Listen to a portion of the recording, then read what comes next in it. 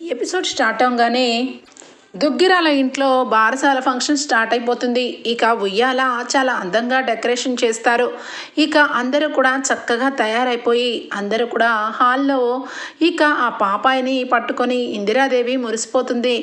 లక్ష్మీదేవి ఈ ఇంటికి లక్ష్మీదేవి పుట్టింది అని చెప్పి మురిసిపోతూ ఉండగానే ఇక వెంటనే దూరం నుంచి రుద్రాణి, ఏమి లక్ష్మీదేవి ఏంటో, కనీసం నా ఇంటికి వారసుడిని తీసుకొని వస్తుందేమో అనుకున్నా, అలాంటిది ఒక ఆడపిల్లని పుట్టించింది ఈ స్వప్న అని చెప్పి చేదరించుకున్నట్టు మాట్లాడుతూ ఉంటుంది.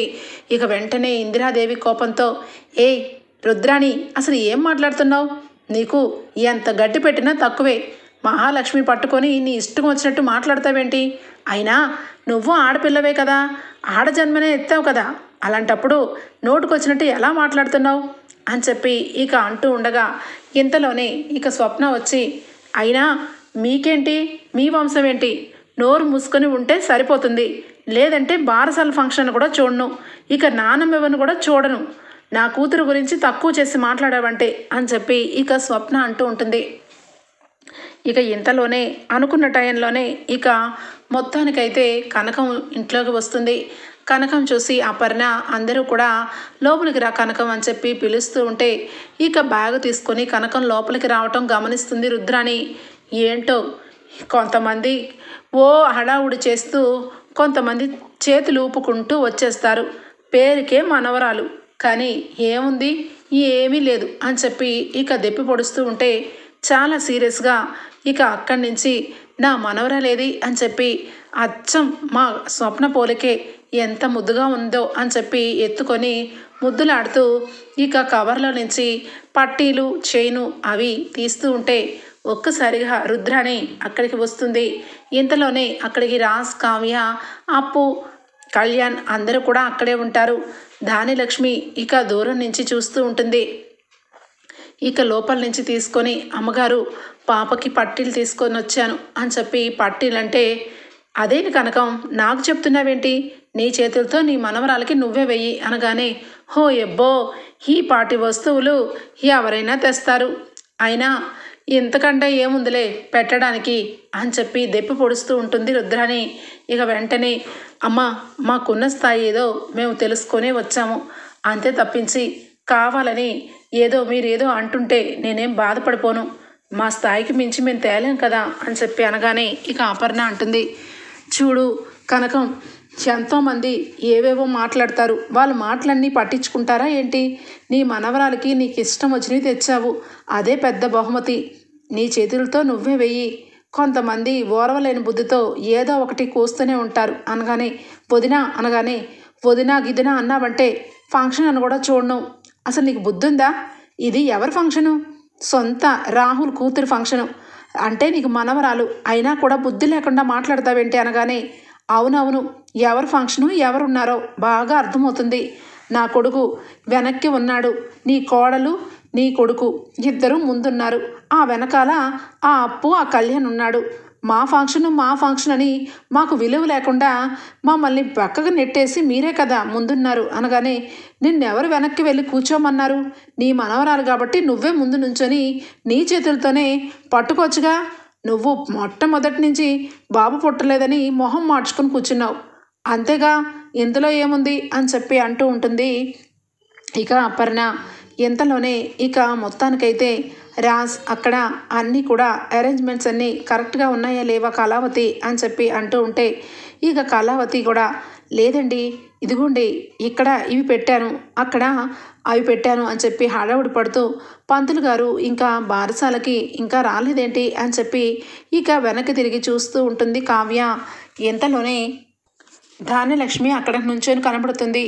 చిన్నత్తయ్య ఇదిగోండి ఇవి తీసుకోండి, ఇది అక్కడ పెట్టండి చిన్నత్తయ్య అనగానే, ఏయ్ ఏంటి నా చేతికి ఇస్తున్నావు, నేనేమి పెట్టను అని చెప్పి అనగానే, అదేంటి చిన్నత్తయ్య, ఇది తీసుకెళ్ళి అక్కడ పెట్టమంటేనే మీకెందుకు అంత కోపం అనగానే, నాకు ఈ వస్తువుల మీద కాదు నీ మీదే కోపం, నువ్వు ఈ ఇంట్లో ఏ రకంగా ప్రవర్తిస్తున్నావో బాగా అర్థమైంది, నువ్వు ఈ ఇంటిని ఏదో చేసే వరకు నీ మనసుకి ఒప్పుకోదు అనగానే, అదేంటి అత్తయ్య అలా మాట్లాడుతున్నారేంటి అనగానే, ఎలా మాట్లాడమంటావు, ఇప్పుడేమో నీ అక్కకి కూతురు పుట్టిందని తెగ హడావుడి చేసి ఫంక్షన్ జరిపిస్తున్నావు, ఇటొచ్చి ఇక కళ్యాణ్కి లేనిపోని మాటలన్నీ చెప్పి వాడి మనసులో ఇక ఇంటి వరకు రాకుండా ఉన్నందుకు నోరు తెరిచి ఒక్క మాట కూడా చెప్పవు.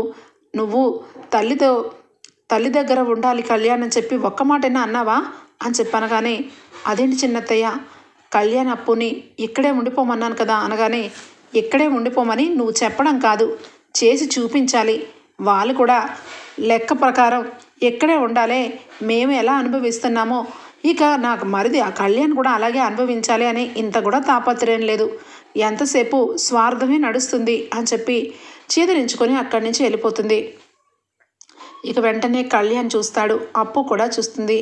వదిన అని చెప్పి ఇక కళ్యాణ్ వస్తాడు. లేదు కవి గారు, ఏమీ లేదు, నువ్వేం ఫీల్ అవ్వద్దు అనగానే, నేను ఎందుకు ఫీల్ అవుతాను వదిన, నిన్ను చాలా మాటలు మాట్లాడుతుంది మా అమ్మ, ఏ మాటకైనా అసలు అర్థం లేదు పర్థం లేదు. ఇక్కడ ఉండకపోవడానికి కారణమే వేరు, నువ్వేదో నన్ను మార్చేసి ఇక్కడి నుంచి పంపించేసినట్టు మాట్లాడుతుంది. అమ్మ మాటలు వింటుంటే చాలా బాధగా అనిపిస్తుంది అనగానే, కవిగారు మీరేమీ బాధపడద్దు, చిన్న అత్తయ్య మనసులో బాధ ఉంది, ఆ బాధ ఎవరి మీద చూపించాలో తెలియక నా మీద చూపిస్తున్నారు, నేనేమి పట్టించుకోనులే అని చెప్పి ఇక కావ్య అంటూ ఉంటుంది. ఇంతలోనే ఇక మొత్తానికైతే, అవును తాతయ్య గారు హాస్పిటల్లో ఉన్నారు కదా, ఇక తాతయ్య గారికి ఇక్కడ అంతా జరిగిందంతా కూడా ఇక ఫోన్లో వీడియో తీసి తాతయ్య గారికి వీడియో కాల్లో చూపిస్తే బాగుంటుందేమో అని అనిపిస్తుంది అని చెప్పి అంటాడు. ఇక కళ్యాణ్ అయితే, కరెక్ట్, గుడ్ ఐడియా కళ్యాణ్, ఇప్పుడే స్టార్ట్ చేయి, ఇక వీడియో కాల్ చేసి ఇక తాతయ్యతో మాట్లాడదాం అని చెప్పి అప్పు అంటూ ఉంటుంది. అలా మొత్తానికైతే ఇక అక్కడ ఉన్నవంతా కూడా వేడుకంతా కూడా ఇక తీస్తూ ఉంటుంది అప్పు. ఇక అక్కడి నుంచి మొత్తం హాస్పిటల్లో ఇక తాతయ్య గారు కూడా అక్కడ జరుగుతున్న వారసాలని ఇక చూస్తూ ఇక చాలా సంతోషపడుతూ ఉంటారు. నా కుటుంబం ఎప్పుడు కూడా ఇలాగే ఉండాలి, అందరూ కలిసికట్టుగా ఉండాలి, ఉమ్మడి కుటుంబంగానే ఉండాలి. కావ్య పేరు మీద ఆస్తి రాసినందుకు కావ్య ఇప్పటి వరకు ఇంట్లో ఎలాంటి గొడవలు వచ్చినా కావ్య ఏ రోజు కూడా ఇంట్లో నుంచి ఎక్కడికి ఎవరిని కూడా బయటికి పంపించలేదు, ఆస్తిని భద్రంగా దాచింది అని చెప్పి సీతారామయ్య చాలా సంతోషపడుతూ ఉంటాడు. ఇక మొత్తానికైతే ఇక ఇలానే ఇక జరుగుతూ ఉండగా ఒక్కసారిగా అనామిక కారు వచ్చి ఆగుతుంది. ఇక సీతారామయ్య ఇందిరాదేవి పాపని పట్టుకొని ఉయ్యాల్లో వేసి ఎంత ముద్దుగా ఉందో, నా దిష్టి తగిలేలా ఉందని చెప్పి దిష్టి చుక్క పెడుతూ ఉండగా కరెక్ట్గా ఎంటర్ అవుతుంది అనామిక. అనామికను చూసి అందరూ షాక్ అయిపోతారు. ఇక అక్కడే ఉన్న కనకమైతే, ఏయ్ అనామిక, నిన్నెవరు రమ్మన్నారే, ఇంత మంచి విషయాల్లో నువ్వు రావడం ఏంటి అని చెప్పి అనగానే, ఆగండి, ఇక్కడ కొంతమంది అమాయకులను చేసి కొంతమంది నిజాలు దాచేస్తున్నారు, అందుకే వచ్చాను, ఆ నిజాన్ని చెప్పే వెళ్తాను అని చెప్పి అనగానే ఇక ఒక్కసారిగా కావ్య షాక్ అయిపోతారు.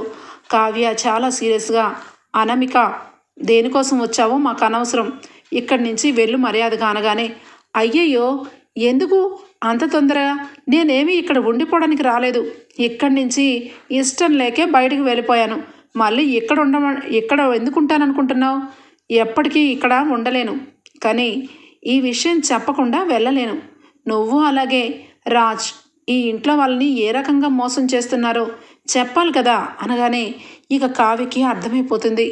ఒక్కసారిగా ఇక ఖచ్చితంగా ఈ విషయం గురించే వచ్చింది చెప్పడం కోసం, బ్యాంకు విషయం గురించే అని చెప్పి మనసులో అనుకుంటూ ఉండగా ఇక వెంటనే రుద్రాని, ఏం విషయం, రాజ్ కావ్య ఏం మోసం చేస్తున్నారు చెప్పానమిక అని చెప్పి అంటూ ఉంటుంది రుద్రాని. ఇక పక్కనే ఉన్న ఇక వెంటనే కావ్య, ఇదిగో అనామిక, మర్యాదగా వెళ్తావా వెళ్ళవా, ఇక్కడ ఫంక్షన్ జరుగుతుంది, నువ్వు ఏవేవో గొడవలు పెట్టాలని చూస్తే మాత్రం అస్సలు బాగోదు అనగానే, అదేంటి తను ఏదో చెప్పాలని ఇక్కడికి వచ్చానని చెప్తుంది, ముఖ్యంగా నువ్వు అలాగే రాజ్ ఇద్దరు ఏదో మోసం చేశారని చెప్తుంది, అందుకని అనామిక అదేంటో చెప్పే వెళ్ళు అని చెప్పి దానిలక్ష్మి అంటూ ఉంటుంది. ఇంకా అప్పుడు అనామిక చేతిలో ఉన్న డాక్యుమెంట్స్ చూపించి, ఇలాంటి నిజాలని నోటుతో చెప్పే కంటే చేతులతో చూపించి మీకు ఒక రకమైన నోట్లోనే చూస్తేనే మంచిదని నాతో పాటు నోటు కూడా తీసుకొచ్చాను అనగానే ఇక రాజ్కి అర్థమైపోతుంది. ఇక వెంటనే అనామిక అనగానే, చాలు మీరు ఇంతకాలం పాపం ఈ అమాయకుల్ని మోసం చేస్తూ వచ్చారు. ముఖ్యంగా నా మాజీ అత్తగారు దానిలక్ష్మి గారిని ఎంతగా మోసం చేస్తారో ఇప్పుడు విన్నవించుకుంటాను. ఇక the great Swaraj group of industry Raj, అలాగే ఇక కావ్య, వీళ్ళిద్దరూ కలిసి 100 కోట్ల రూపాయలు అప్పు చేశారు.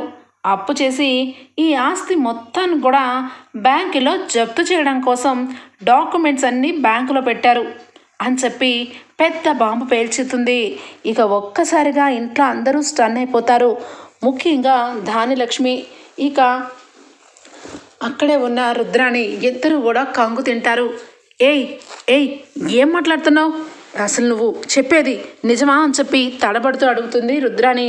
అయ్యో ఆంటీ, ఇందులో నిజాలెంతో అబద్ధాలెంతో నేను చెప్పడం కంటే మీరే ఒకసారి మీ స్వహస్తాలతో చూసుకోండి అని చెప్పి డాక్యుమెంట్స్ పేపర్ని తీసుకొని వచ్చి ఇక రుద్రాణి చేతిలో పెడుతుంది.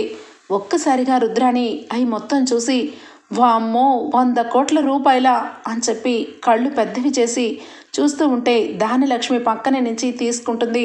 100 కోట్ల రూపాయలు రాజ్ కావ్య బ్యాంకు కట్టాలా? ఈ ఆస్తులన్నీ కూడా ఆల్రెడీ ఇక బ్యాంకులోనే ఉన్నాయా అని చెప్పి ఇక మొత్తానికైతే అక్కడ ఉన్న నోటీస్ ప్రకారం మొత్తం ఇంట్లో వాళ్ళందరూ తెలుసుకుంటారు. రాజ్ కావ్య బ్యాంకుకి అక్షరాల 100 కోట్ల రూపాయలు అప్పు ఉన్నారని. ఇక అంతే, దుగ్గిరాల కుటుంబం ఉలిక్కి పడుతుంది. ఇక ఒకరు చూస్తే ఒకరు అందరూ కూడా షాకింగ్గా అయిపోతూ కావ్య రాజు వంక చూస్తూ ఉంటారు.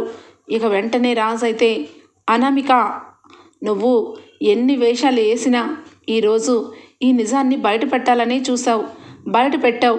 ఇక నువ్వు ఇక్కడి నుంచి దయచెయ్యి అని చెప్పి అంటూ ఉంటాడు రాజ్. ఏంటి దయచెయ్యాలా? బాగుంది, చాలా బాగుంది.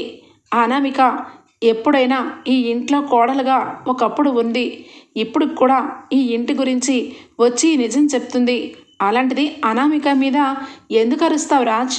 నేను ఎప్పుడో చెప్పాను కదండి, ఈ ఆస్తి మొత్తం కూడా ఏదో ఒక రోజు ఆర్తి కర్పూరం చేస్తారు, అప్పుడు మన చేతికి చిప్పలు వస్తాయి. అందుకే ముందుగానే మన ఆస్తి మనకి పంచేయమని చెప్పి నేను ఎన్నోసార్లు అడిగాను.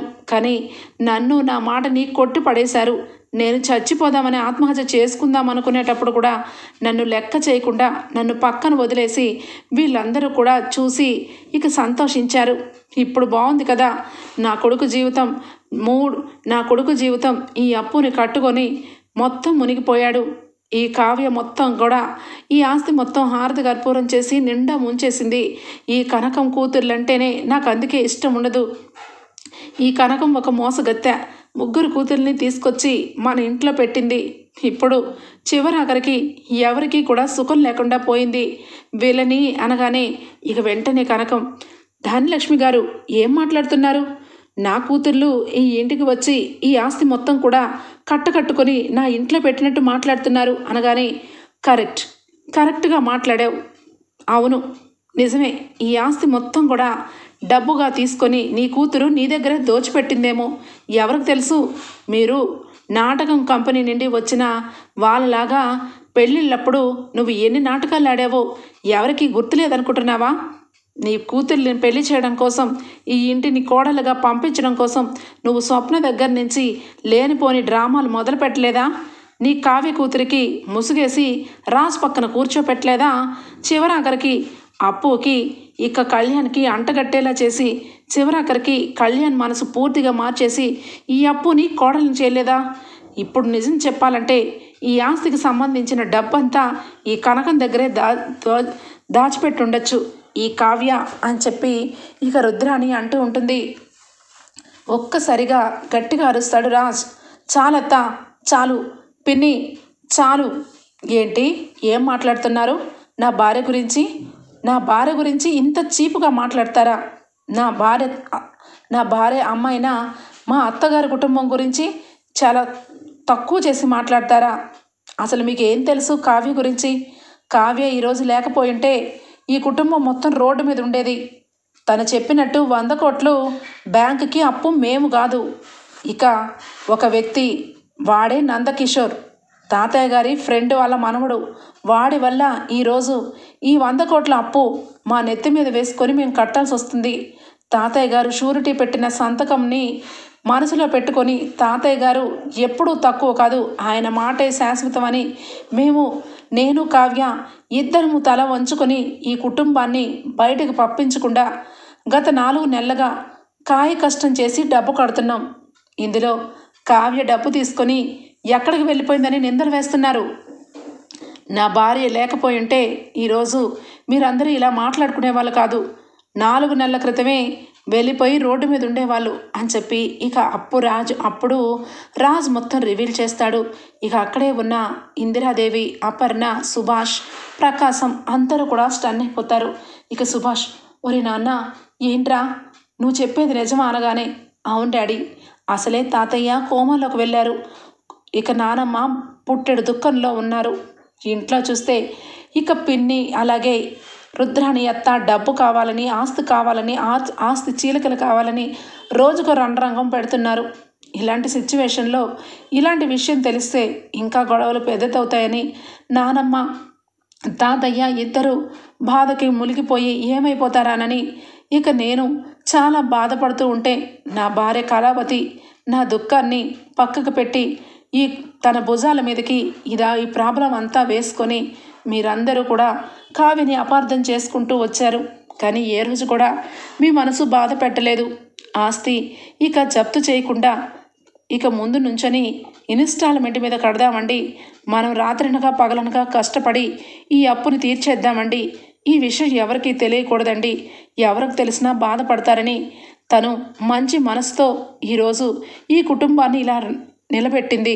అలాంటి కళావతి గురించి తక్కువ చేసి మాట్లాడతారా అని చెప్పి చాలా బాధతో రాజు చెప్తాడు. ఇక వెంటనే అక్కడే ఉన్న రుద్రాణి, ధాన్యలక్ష్మి ఇద్దరు కూడా చాలా ఆపు, చాలా చక్కగా నీ భార్య గురించి వివరిస్తున్నావే.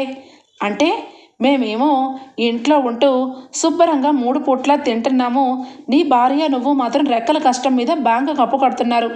ఎవరి మెప్పుకోలు కోసం ఈ అప్పు కడుతున్నారు? ఎవరి మంచితనం కోసం ఈ అప్పు కడుతున్నారు? ఎవడో మోసం చేసి వెళ్ళిపోతే వాడి గురించి పోలీసులు వచ్చి వాడిని తీసుకొని లోపలయ్యాలి, లేదంటే ఇంకేమన్నా చెయ్యాలి. ఆస్తి మీరు కట్టడం ఏంటి? మీరు మమ్మల్ని ఒక మాటైనా చెప్పారా? అయినా తాతయ్య గారి సంతకానికి అంత విలువ ఇచ్చి 100 కోట్ల రూపాయలు ఊరికి కాలం గడిపేస్తున్నట్టు కస్టడీ చేసి ఇంట్లో అంతా కట్టడం ఏంటి? మీకు అంతగా దాన ధర్మాలు చేయాలనుకుంటే మీ ఆస్తిని మీరు ఏమన్నా చేసుకోండి. నా కొడుకు ఆస్తిని మీరు ఎలాగ తనఖాలో పెడతారు? నా కొడుకు, నేను, నా భర్త ఈ ఇంట్లో ఉంటున్నామే కానీ మీ మోచేయి నీళ్ళు తాగుతూ బ్రతకాలనే కదా ఇంతగా చేశావు. అయినా నువ్వు నీ భార్య ఈ ఇంటికి ఎంత పెద్ద బహుమతి ఇచ్చారో అర్థమైపోయింది. ఈరోజు శాశ్వతంగా ఈ ఇంటిని రోడ్డు మీదకి తీసుకురాకుండానే ఇల్లు రోడ్డు మీదకి వెళ్ళేలాగే చేశారు.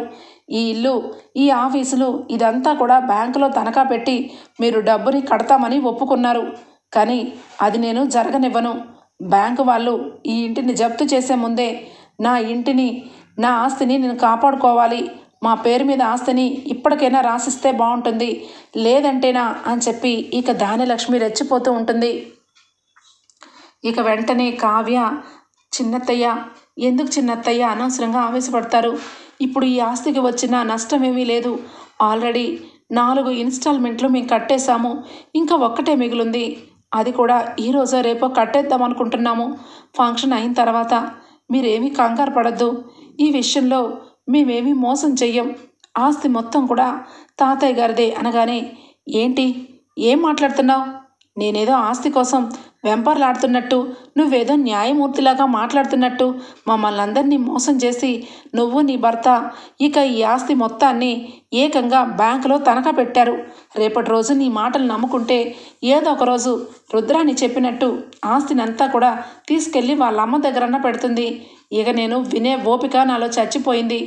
అనామిక చెప్పినట్టుగానే మమ్మల్ని అందరినీ అమాయకులను చేసి మోసం చేశావు అని చెప్పి ఇక గట్టిగా రంకెలేస్తూ రెచ్చిపోతూ ఉంటుంది ధాన్యలక్ష్మి. ఇక అప్పుడే రాజ్కి ఫోన్ వస్తుంది. ఇక ఫోన్ రాగానే రాజ్ పక్కకి వచ్చి ఇక మాట్లాడతాడు. పోలీస్ ఆఫీసర్ ఫోన్ చేసి, రాజ్ ఈ విషయంలో నీకు పొద్దున్నుంచి ఫోన్ ట్రై చేస్తున్నాను. ఇక మీరు అనుకున్నట్టుగానే ఆ వ్యక్తి మాకు ఇక మేము ఆ వ్యక్తిని అదుపులోకి తీసుకున్నాం. ఆ వ్యక్తి వెనకాల చాలా పెద్ద విషయమే దాక్కొని ఉంది. నువ్వు ఇక వెంటనే పోలీస్ స్టేషన్కి రా, వివరాలన్నీ ఇక్కడ తెలుసుకుందరు కానీ అని చెప్పి అనగానే రాజ్ ఉన్న పలంగా అక్కడి నుంచి బయటికి వెళ్ళిపోతాడు. ఇంతలోనే ఇక కావ్య ఈయన ఎక్కడికి వెళ్ళారు అని చెప్పి చూస్తూ ఉండగానే ఇక వెంటనే గొడవ జరుగుతూ ఉంటుంది. ఆస్తిని మా ఆస్తి మర్యాదగా రాయి కావ్య అని చెప్పి ఇక రుద్రాని ఇక అలాగే దానిలక్ష్మి గొడవ ఆడుతూ ఉంటే అపర్ణ, సుభాష్ వీళ్ళందరూ కూడా దానిలక్ష్మి ఈరోజు బారసాల ఫంక్షను, ఈరోజు నిజంగా ఇంట్లో అందరము సంతోషంగా ఉండాలని ఈ ఫంక్షన్ చేస్తున్నాము. ఇంతలోనే ఈ గొడవలన్నీ పెట్టి ఇక చూస్తూ తమాషా చూస్తుంది ఈ అనామిక. అయినా ఇది మా ఇంటి సమస్య, మా సమస్య, నువ్వొచ్చి చెప్పాల్సిన అవసరం ఏంటి అంటే నీకు మేము ఈ ఇంట్లో ఉంటే అందరం కలిసి బాధపడుతూ ఉంటే నీకు సంతోషం కదా, అందుకే కదా ఇక్కడికి వచ్చావు అని చెప్పి అనగానే ఇక వెంటనే అవును, చూస్తూ ఉంటే నాకు చాలా సంతోషంగానే ఉంటుంది. కానీ మీరు అనుకున్నట్టు నేనేమీ ఇక్కడికి రాలేదు. నేను ఇక్కడికి వచ్చింది ఇంకొక పర్పస్ మీద. ఈ ఇల్లు ఇదంతా కూడా రాజ్ కావ్య వాళ్ళు జప్తు చేశారు, బ్యాంకులో పెట్టారు తనఖా. ఇక 2 రోజుల టైం ఉంది. ఈ 2 రోజుల లోపల డబ్బు కట్టకపోతే జప్తు చేస్తారు. అదేదో ఈ ఆస్తి మొత్తం కూడా సామంత్ కొనుక్కుంటాడని కాబట్టే నేను ఇక్కడికి వచ్చాను. ఏ సామంత్, ఈ ప్రాపర్టీ అంతా నీకు నచ్చింది కదూ అనగానే అయ్యో బేబీ, ఈ ప్రాపర్టీ ఏంటి, ఇంకా ఇంతకన్నా మంచి మంచి ప్రాపర్టీలే నేను కొనుక్కుంటాను, ఆఫ్టర్ ఆల్ ఇదెంత అని చెప్పి ఇక అనగానే ఇక వెంటనే అక్కడే ఉన్న కళ్యాణ్ అప్పు ఎవరు ప్రాపర్టీ ఎవరు కొనుక్కుంటారు, ఇదంతా మీదేనని అనుకోవడం పగటి కాలంలో కనడం ఆపు, త్వరలోనే నిజాలు బయటపడతాయి. ఇక నువ్వు అనుకున్నట్టు ఇంట్లో అందరం బాధపడుతూ రోడ్డు మీదకు వస్తామని అనుకుంటున్నావు కదా, కానీ అది జరగనివ్వను కూడా అని చెప్పి అప్పు అంటుంది. ఓ ఎబ్బో, అయ్యిందండి పోలీస్ ఆఫీసర్ ఈరోజు న్యాయ దేవతలాగా మాట్లాడుతుంది. మీ అక్క ఏం చేసిందో అందరికీ అర్థమైంది. ఇప్పుడు నువ్వేం చేయబోతున్నావు అనగానే ఏం చేస్తానో చూస్తావు కదా అని చెప్పి వెంటనే అక్కడి నుంచి సీరియస్గా లోపలికి వెళ్ళి యూనిఫామ్ అన్నీ వేసుకొని అక్కడి నుంచి ఇక అనామిక దగ్గరకు వచ్చి నుంచుంటుంది. ఒక్కసారిగా అనామిక ఇక సామంత్ కంగు తింటారు. ఏంటి ఈ దసరా వేషం అనగానే నోరు మొయ్ అని చెప్పి చంప చెల్లుమని కొడుతుంది అప్పు. ఒక్కసారిగా షాక్ అయిపోతారు కుటుంబం అంతా. ఏంటి ఏమనుకుంటున్నావు, ఇది పగటి వేషం దసరా వేషం అనుకుంటున్నావా, నీలాగా ఏ ఎండకి ఆ గొడుగు ఎగరేసే రకం అనుకుంటున్నావా, ఇది యూనిఫామ్, పోలీస్ యూనిఫామ్, నేను పోలీస్ ఆఫీసర్ని, నువ్వు నీ దొంగ బతుకు అంతా నాకు 2 రోజుల క్రితమే అర్థమైంది.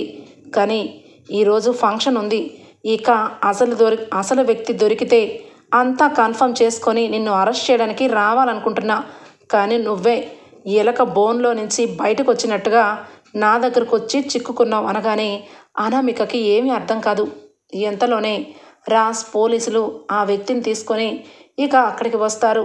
ఒక్కసారిగా ఇక వెనక్కి తిరిగి చూడగానే అనామిక షాక్ అయిపోతుంది. ఇక ఆ రోజు నందగోపాల్ని షూట్ చేసి మరీ వెళ్ళిపోయిన వ్యక్తి అలాగే నందగోపాల్ ఇద్దరు కూడా వస్తారు. ఒక్కసారిగా అందరూ స్టన్ అయిపోతారు.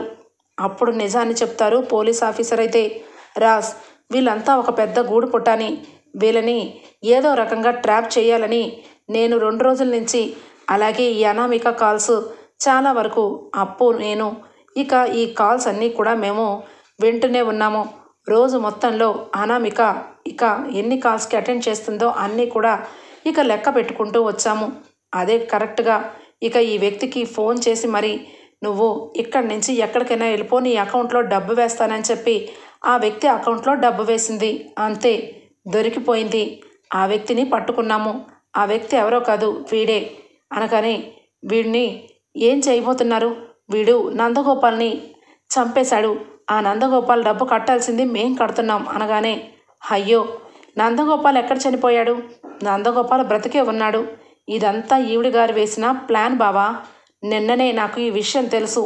కానీ అందరి సంతోషాలు ఈ రకంగా ఉన్నప్పుడు ఈ విషయం గురించి రేపే చర్చించాలని నేను అలాగే మా డిపార్ట్మెంటు అనుకున్నాం. నందగోపాల్ని తీసుకురండి అని చెప్పి అప్పు అనగానే నందగోపాల్ లోపల నుంచి జీబులో నుంచి ఈడ్చుకొస్తారు పోలీసులు. ఈ వ్యక్తే కదా రాజ్ నీ దగ్గర బోర్డు తిప్పేసింది అనగానే ఇక వెంటనే పరిగెత్తు పారిపోబోతుంటే ఇక అప్పు వెళ్ళి వాడిని పరిగెత్తుకుంటూ వెళ్ళి వాడిని వెనక్కి లాక్కొస్తుంది. చంపలు చెళ్ళుమని కొడుతుంది. ఇలాంటి వ్యక్తుల్ని ఇక నమ్మి ఇక ముందు పెట్టుకుని నువ్వు వాడిన డ్రామా మొత్తం కూడా నాకు తెలిసిపోయింది. నేను డ్యూటీ ఎక్కిన మరుక్షణమే మా అక్క అలాగే మా బావ ఇద్దరూ మాట్లాడుతూ ఉన్న మాటల్ని నేను ఆఫీస్లో ఒక కన్నేసి ఉంచాను. వాళ్ళిద్దరూ మాట్లాడుకుంటూ వాళ్ళు ఎంతో బాధపడ్డారు. కుటుంబం గురించి ఎంత బాధపడుతున్నారో అర్థం చేసుకున్నాను. ఇక నందగోపాల్ అనే వ్యక్తి నీ ఫ్రెండ్ అని నాకు ఆల్రెడీ నాకు పెళ్ళి కాకముందే తెలుసు. నీతో ఫ్రెండ్షిప్ చేసిన నందగోపాల్ ఎంతమంది అని చెప్పి ఎంక్వైరీ చేశాను. అప్పుడు తెలిసింది నందగోపాల్ని నువ్వు చంపించలేదని, నందగోపాల్ నీ ఆఫీస్లోనే ఉన్నాడని. మొత్తం ఇన్ఫర్మేషన్ అంతా కూడా నేను పెట్టుకున్నాను. ఈ ఇన్ఫర్మేషనే మా డిపార్ట్మెంట్తో చెప్పాను. ఈరోజు పొద్దున్నే వీడి గురించి ఎంక్వైరీ చేస్తే వాడితోనే నీ గురించి నీ నిజస్వరూపం గురించి మొత్తం తెలియజేశాను. అలాగే 100 కోట్ల రూపాయలు నువ్వు నొక్కేసి ఎక్కడ పెట్టావో ఎవరికీ తెలియదు కాబట్టి నీ నోటితోనే చెప్పించాలి.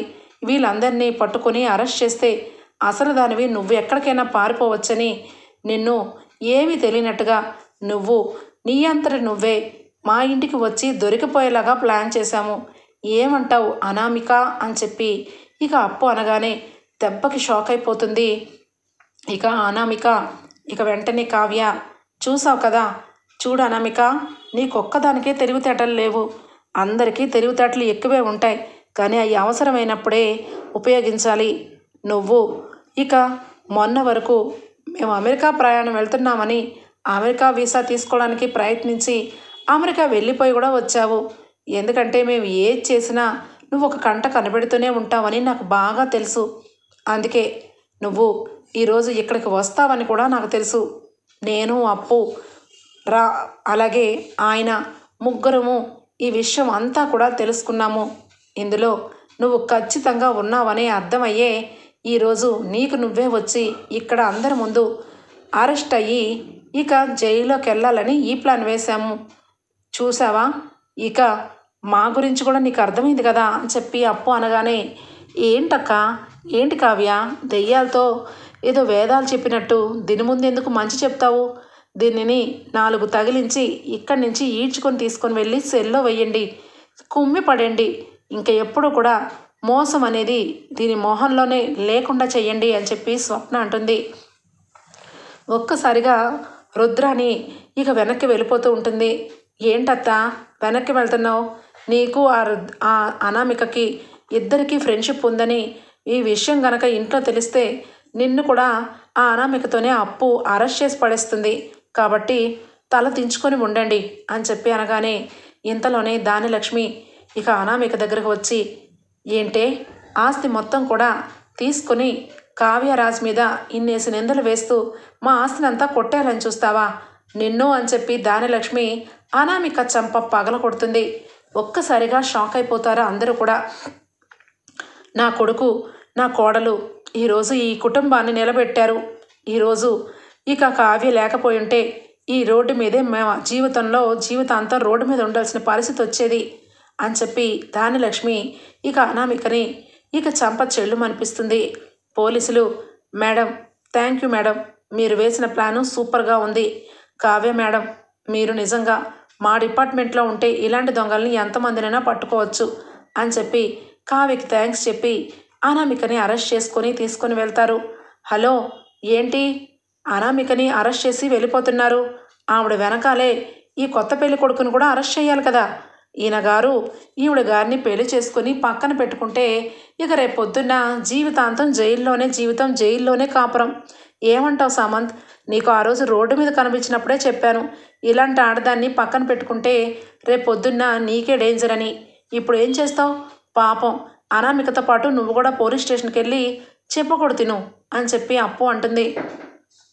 ఇక వెంటనే సామంత్ అయితే తలదించుకొని ఇక ఏమి చేయలేక పోలీసులతో పాటు వెళ్ళిపోతాడు.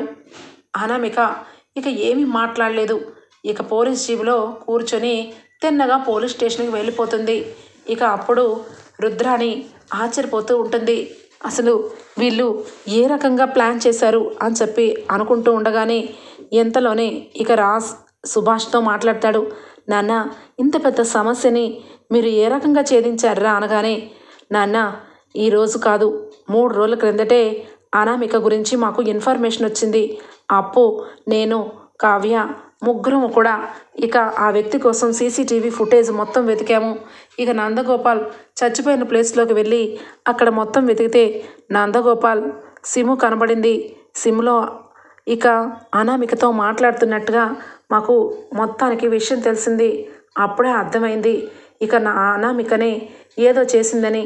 కానీ ఇక తిన్నగా వాళ్ళెవరూ లేని టైంలో అనామికకి ఇక అమెరికా వైపుకు పంపించి అనామిక ఆఫీస్లో ఏం జరుగుతుందా అని చెప్పి మేము ఒక అర్ధరాత్రి పూట అప్పు, నేను, కావ్య వెళ్ళాము. అప్పుడు అక్కడ నందగోపాల్ని చూసాము. అప్పుడు అసలు సిసలైన మ్యాటర్ మొత్తం కూడా నందగోపాల్ ద్వారానే అంత ఇన్ఫర్మేషన్ తెలుసుకున్నాము. ఈ విషయంలో అనామికకి పాపం నిన్ననే ఊరి నుంచి వచ్చింది కాబట్టి అమెరికా నుంచి పాపం ఏమీ తెలియదు. అనామిక చుట్టూ పోలీసులు ఉన్నారని, అనామిక ఏం చేస్తున్నా అందరం ఒక కంట కనబెడుతున్నారని అనగానే దెబ్బకి షాక్ అయిపోతుంది రుద్రాని. అంటే అనామిక నాతో మాట్లాడుతున్న మాటలు కూడా మొత్తానికి తెలిసిపోయిందా అనగానే, హలో అత్త, నీ గురించి కూడా తెలిసిపోయింది. ఇంక నువ్వు తల దించుకోవడం వేస్టు, తల ఎత్తు అనగానే ఇక వెంటనే అక్కడే ఉన్న రాజ్, చూడత్తా, డబ్బు మీద ఆశతో అనామికకి ఫోన్ చేసి నువ్వు ఏ రకంగా మాట్లాడావో అన్నీ కూడా మాకు అర్థమయ్యాయి. కానీ ఎప్పటికీ నువ్వు పరాయి మనిషివేనని ఈరోజు ప్రూవ్ అయింది. ఈరోజు నీ మనవరాలు బారసాల ఫంక్షన్ కాబట్టి నిన్ను ఏమీ అనట్లేదు, లేదంటేనా అని చెప్పి కోపంతో అనగానే అక్కడే ఉన్న ప్రకాశం, ఏంటి రాజ్, ఇలాంటి దాన్ని ఊరికినే వదిలేస్తావా? నా భార్యని పూర్తిగా మార్చేసి అందరి ముందు నా భార్యని ఇక ఒక రకంగా చూపించింది. దీన్ని ఏం చేసినా పాపం లేదు అనగానే, అన్నయ్య నన్ను క్షమించండి, డబ్బు కోసం ఆ రాక్షసికి ఫోన్ చేశాను, నన్ను క్షమించండి అని చెప్పి ఇక అక్కడి నుంచి మెల్లగా జారుకుంటుంది రుద్రాని.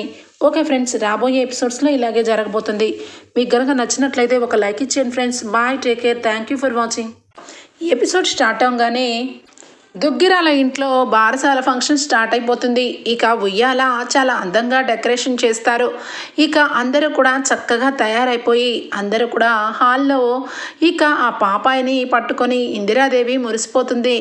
లక్ష్మీదేవి, ఈ ఇంటికి లక్ష్మీదేవి పుట్టింది అని చెప్పి మురిసిపోతూ ఉండగానే ఇక వెంటనే దూరం నుంచి రుద్రాణి, ఏమి లక్ష్మీదేవి ఏంటో, కనీసం నా ఇంటికి వారసుడిని తీసుకొని వస్తుందేమో అనుకున్నా, అలాంటిది ఒక ఆడపిల్లని పుట్టించింది ఈ స్వప్న అని చెప్పి చేదరించుకున్నట్టు మాట్లాడుతూ ఉంటుంది.